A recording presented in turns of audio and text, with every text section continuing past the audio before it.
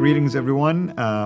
I would like to welcome you to part two of this amazing series that we're doing right now, myself and Dr. Jay Smith, who has been here with me in studio for quite a while now. We've been doing multi-parts from different topics related to the Quran and its history and its problems, and now we're focusing on Islam, its history, and the problem, or historical criticism, if you wish, of Islam itself. Part one, we gave a quick overview concerning the traditional view that Muslims basically will tend to give you about the birth of Muhammad, the dates related to that, his life in Mecca, his life in Medina, and so on and so forth. And we try to contrast that with biblical datings and to show you which one is more reliable when it comes to the existence of eyewitness accounts and other factors as well.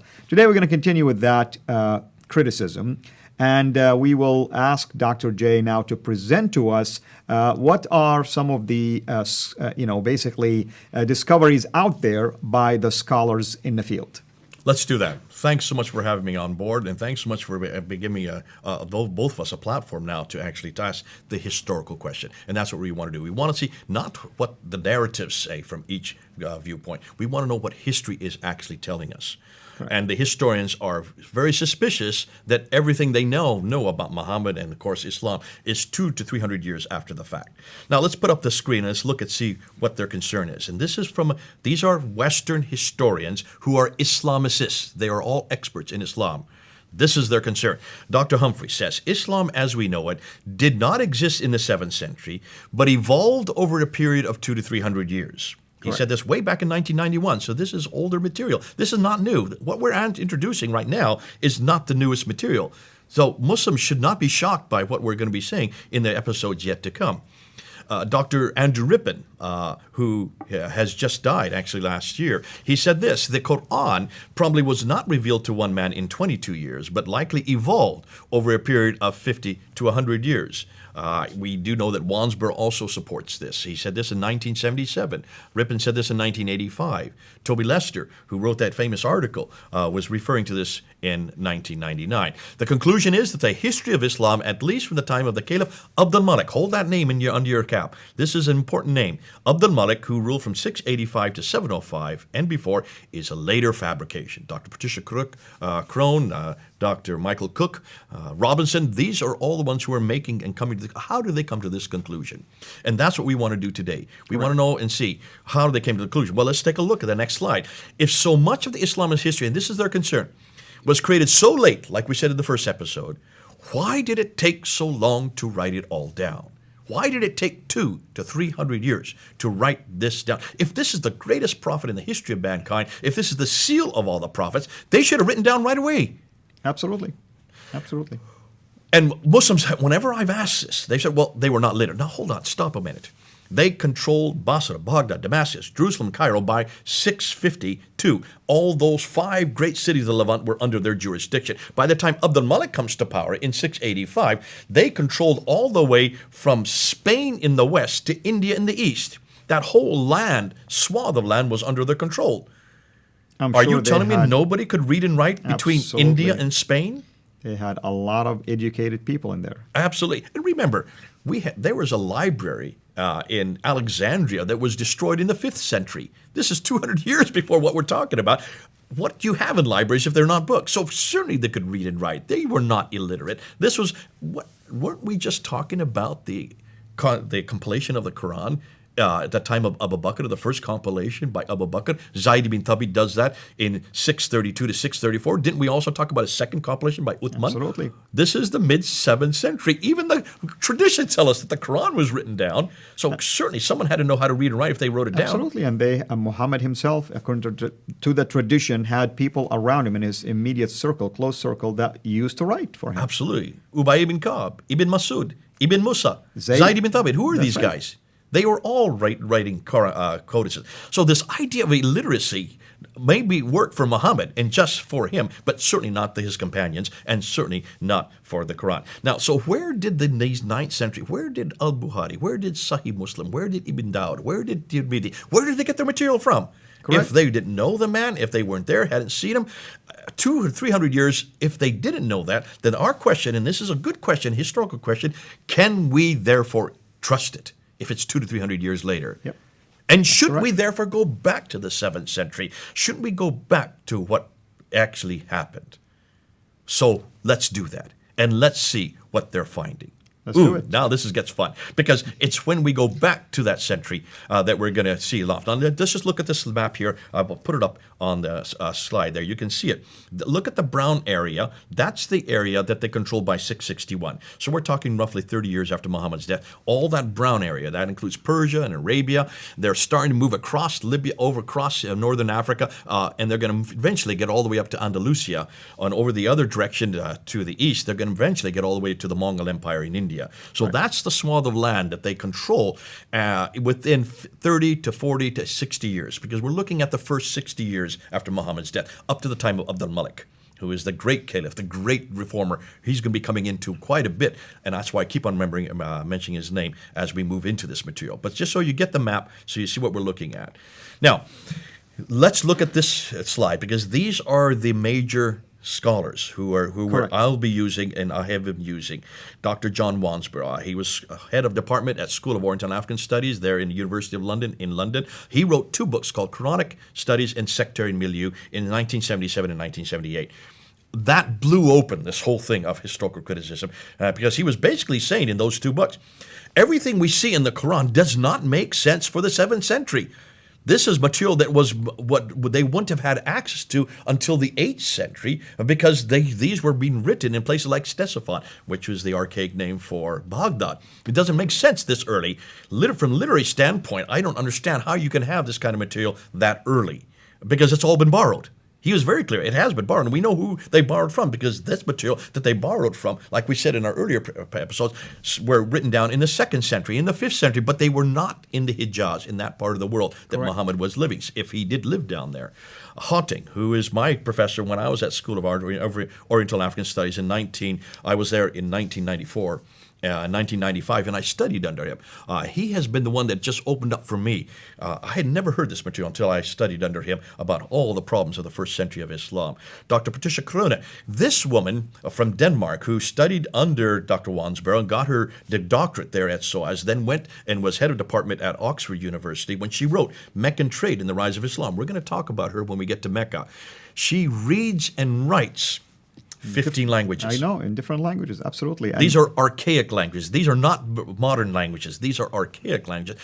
I don't know anyone that has that kind of caliber. She's a linguist. So she went back, and she did what all historians should do. She went back to the original documents. That's why she is so threatening to a lot of Muslims. They absolutely hate her guts. Now, she has just died last year. That's right. But I got to know her when she then wrote this book. She then got death threats and then moved to Cambridge University. And she helped me in fact, she was the one that helped me put my debate together in 1995 when I debated Dr. Jamal Badawi on this material. That was in 1995, August of 1995. I did my first debate with Dr. Jamal Badawi, considered to be the world authority on the Quran in the English-speaking world at that time. He came through the Trinity School at Cambridge, and we did this debate, a 2-hour debate, and I gave him 10 historical challenges. 1995 we're talking about. We're now in 2018. And So they you can see remain probably standing. those 10 questions he could not answer. They are still up there on the internet today, and we're going to unpack some of them, but we've moved way beyond since 1995. It's much easier today, as you're going to find out as we go through this episode. Dr. Rippin from Oxford University at that time, he's now moved, he's no longer there, but when I knew him, he was at Oxford University. He reads and writes 18 languages. So these are linguists. These are the ones, that's why they're so dangerous, because they're going back to the original documents. Did I say Rippin? I'm sorry, that wasn't Rippin. That was Hoyland. It was from Oxford. Dr. Andrew Rippin is from Calgary, and he was the one that probably has taken this very difficult academic material and brought it to layman's terminology. That's why correct. And I recommend focus on him. the Quran a lot. There you go. And he focuses on Islam and how Islam began, and he's got some great material on their beliefs and practices. Correct.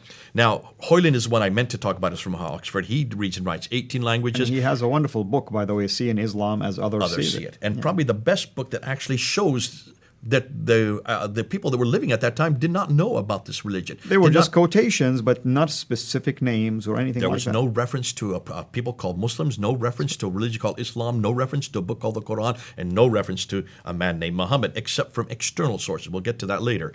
Dr. Yehuda Nevo, out of University of Jerusalem, did the best work in looking on the earliest inscriptions, showing us that the documentary book just doesn't fit this historical narrative coming out of Islam. And then from the German school, you have Dr. Gunther Luning, you have Dr. Gerhard Puin, you have Dr. von Bothmer, and you have Dr. Oleg. These are the ones that we used a bit in our last episodes, who then unpacked the Quran and looked at the earliest manuscripts.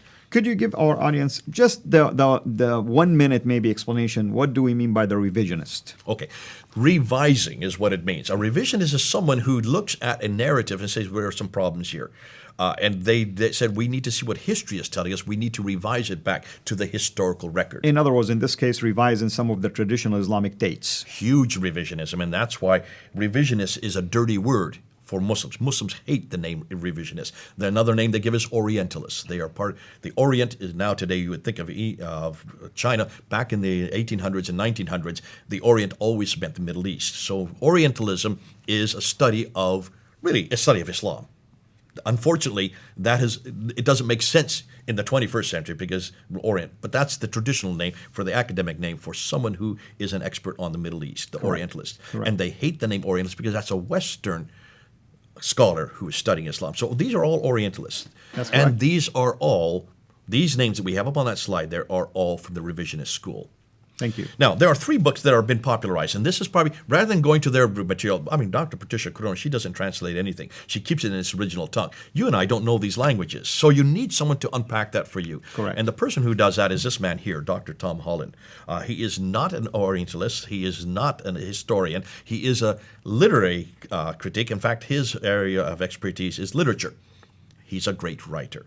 He actually explains it. He took 6 years to write that book there, the UK version, the US version, In the Shadow of the Sword. Taking all this material that we're going to introduce, not all of it, but back in 2012, he was able to take it down and put it into one book. If you're going to get a book, read that book first, because that will set the stage of what we're going to be saying.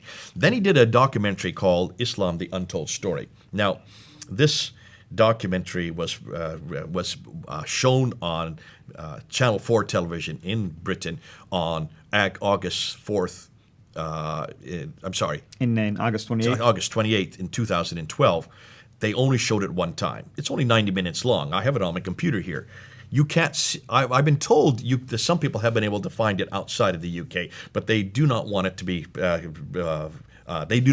broadcast outside the UK. When they wanted to broadcast it a second time in November of that same year, there was such an outcry from the Muslim community that they didn't show it a second time. You need to watch this documentary. It's only 90 minutes long, and it takes what he says in his books and puts it in a visual format, but he's very careful not to come to conclusions. He just said, isn't this interesting? Isn't this interesting? He has a Muslim scholar with him from, I think, from Georgetown University, who just said, yes, that is interesting, but I don't care. It's not important because we have 1.8 billion Muslims that disagree. It's basically his only recourse. The traditional argument that traditional numbers argument. matter. We got more people, That's therefore right. deal with it. So it's a fascinating documentary. It would be great if you could see it, those who are watching it. But I want to go down to this man here, Dan Gibson. Dan Gibson, I've never met him, but I've emailed him. And he did what every researcher should do. He went and he lived in situ. He lived where he did his research. He lived to where the questions were. He lived in Jordan. He lived in Yemen. He lived amongst the Bedouin. And from 1979 to 1979 to 2004, for 25 years, he went and looked at what the Quran was saying. And then he tried to find the places that are in the Quran, the geographical places. And that makes sense. I mean, if the Quran is talking about something, let's go and verify it. And then he went and he looked at the mosques.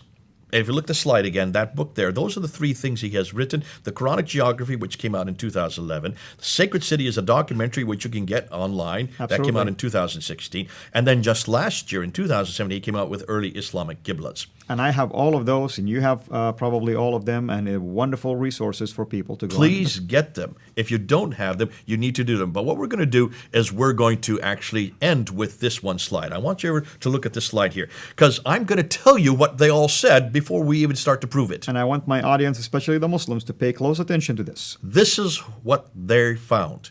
Now, we're going to have to prove all this, but let's start with what they found.